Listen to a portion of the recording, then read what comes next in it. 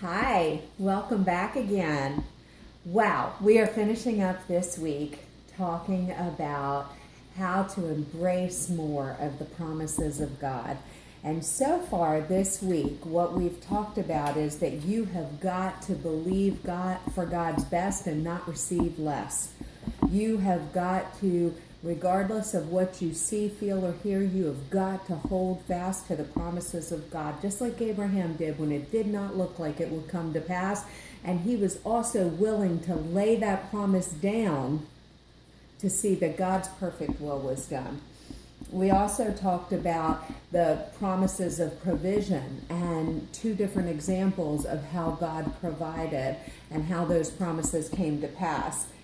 Yesterday, we talked about Jairus, and we talked about the woman with the issue of blood, both of which come in the same chapter. And at the same time, Jesus is walking with Jairus and this woman with the issue of blood. And what did we talk about? That you have to be persistent. You've got to be consistent. That you have got to keep the word of God coming out of your mouth. That you have got to have no fear and believe only. And so today, what I want to talk to you about are two more people in the Word of God. And these are not believers, and these are not Christians, nor are they Jews. And that's what I love about both of these, because Jesus said how great their faith was. And so, the first person I want to talk to you about is the centurion. And in Matthew 8:5, it says, "As Jesus went into Capernaum, a centurion came up to him, begging him for help and saying, 'Lord, my servant is lying at home paralyzed with intense and terrible tormenting pain.' And Jesus said to him, 'I will come and heal him.'" Sounds like a good idea. But the centurion replied to him, "Lord, I am not worthy to have you come under my roof, but only say the word, and my servant will be healed. For I also am a man subject to authority of a higher rank, with soldiers subject to me. And I say to one, go, and he goes, and to another, come, and he comes, and to my slave, do this, and he does it." When Jesus heard this, he was amazed.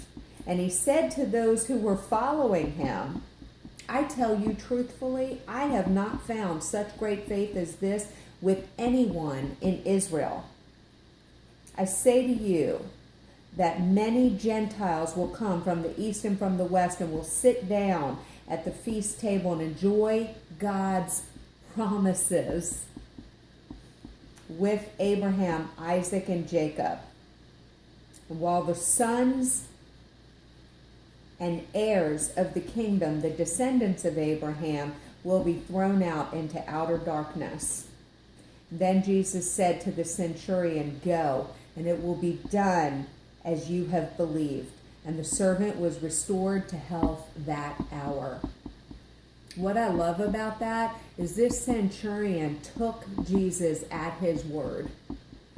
I love what Jesus said. He said, many Gentiles will come and they will partake of God's promises. That's what we were, because he was speaking to Jews. And that's who we are. We are heirs, and we are his children. But at that time, we would have been considered the Gentiles. And we are now partaking of the promises of God. The second person I want to talk to you about today is the Syrophoenician woman. And this story is found in Matthew 15.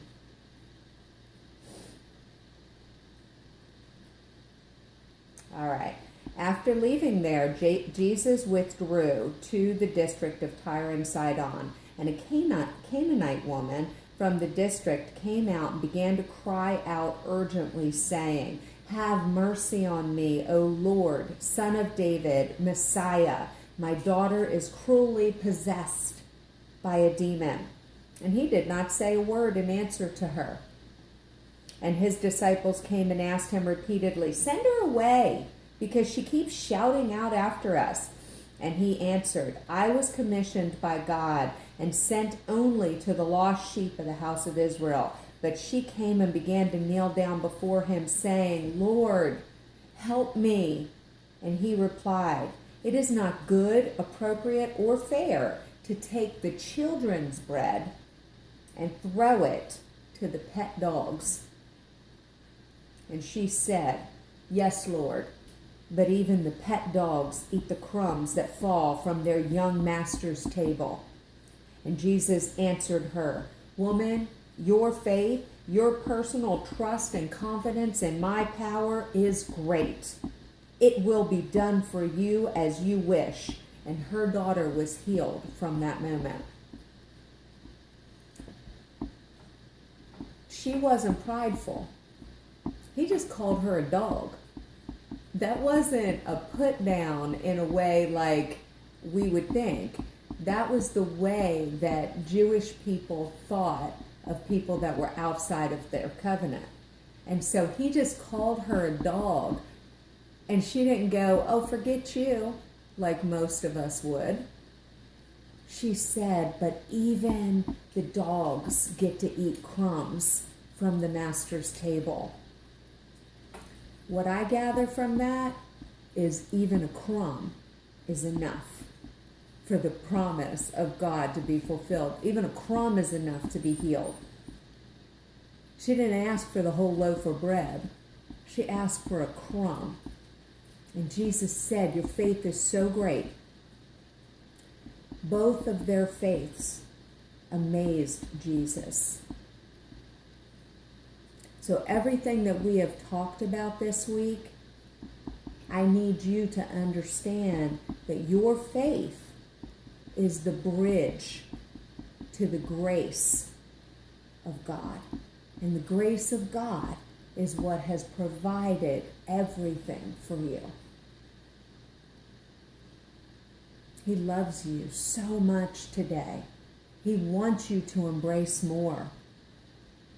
He wants you to understand all that his son died for. He wants you to understand his great love.